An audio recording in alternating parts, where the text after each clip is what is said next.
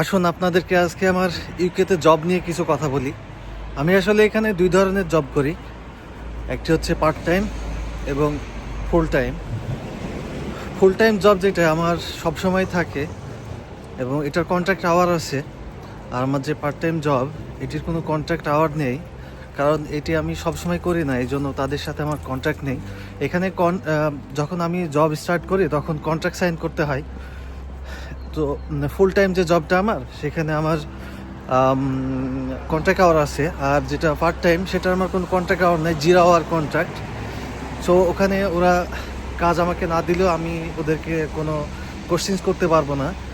আর আমাকে যেটা full time contract hour আছে, যে কন্ট্রাক্ট আছে আমার, সেই কন্ট্রাক্ট আওয়ারেই আমাকে জব দেওয়াই লাগবে, আদারওয়াইজ তারা প্রশ্নের সম্মুখীন হবে আমার কাছে। আসলে পার্ট টাইম জবটা সব সময় করা লাগে না, কারণ সেখানে আমার কন্ট্রাক্ট আওয়ার যেহেতু নেই, বা আমার পার্ট টাইম জবটা সব সময় লাগেও না। এখানে দুইভাবে আর কি জব হয় ইউকেতে। আসলে সিজনাল ভিত্তিক জব হয়। যখন বিজি থাকে তখন জবের চাহিদাটা বেশি থাকে, যেমন যখন ক্রিসমাস টাইম। আবার যদি বলি উইন্টার সিজনে জবের পিক টাইম থাকে না, এই জন্য ওদের লোকজন একটু কম লাগে। এই জানুয়ারি টাইম এবং ফেব্রুয়ারি টাইম এদের জবের ওরকম মানে জনবল খুবই কম লাগে, তাই এই সময়টা জব আসলে পাওয়াটা টাফ।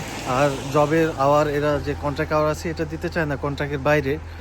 সো তখন আমাকে জব করা লাগে, পার্ট টাইম যে জবটা, সেটা জবটা করা লাগে। পার্ট টাইম জবের যে রেট, সেই রেট একটু কম ফুল টাইম জবের থেকে। সো এই জন্য আমাকে আসলে ব্যালেন্স করে চলতে হয়।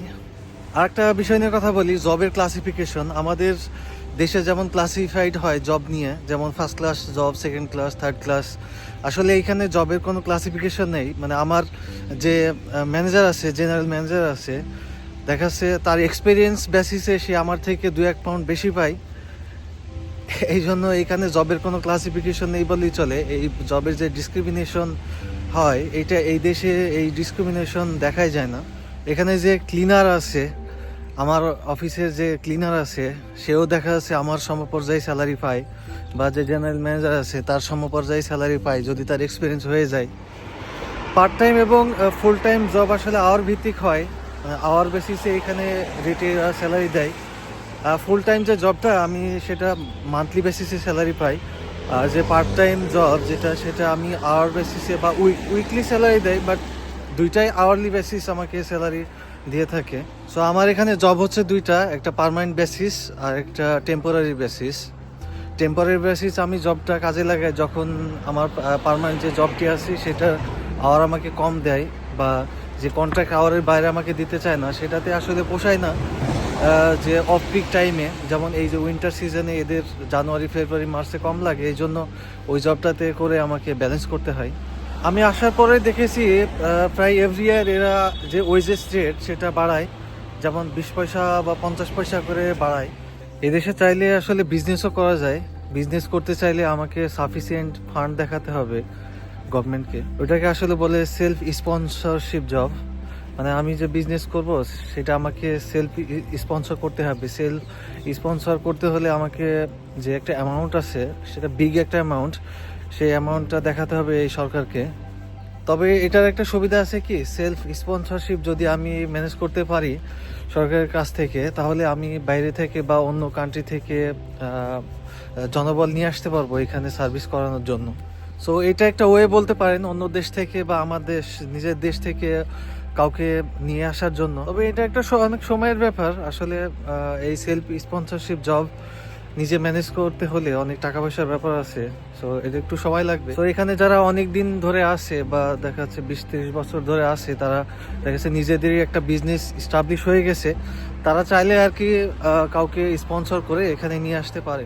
আসলে পৃথিবীর যে জায়গায় থাকি না কেন, যেই কান্ট্রিতেই থাকি না কেন, ডেভেলপ কান্ট্রিতে আসলে জব করে ডেইলি লাইফটাকে আসলে কন্ট্রোল করা যায়, বা মানে জীবনযাপন করা যায় সুন্দরভাবে, ঠিক।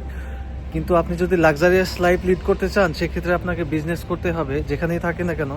এখানে এসে দেখা যাচ্ছে আমার যে রেট আছে, মানে আমি যেটা আর্ন করি আমাদের দেশে, দেখাচ্ছে যদি আমি পাঠাই, আমার দেশে টাকা পাঠাই, সেক্ষেত্রে একটা কনভার্সন রেট আছে, কনভার্সন রেট একটু বেশি পাই, সেজন্য আমার দেশের তুলনায় দেখাচ্ছে এখানে আমি যে জব করি না কেন, দেশে যদি আমি সেইটা টাকা কনভার্ট করি বেশি পাই। মানে আমার এখানে 1 পাউন্ড ইনকাম করলে 150 পাউন্ড কনভার্ট রেটে চলে যায়।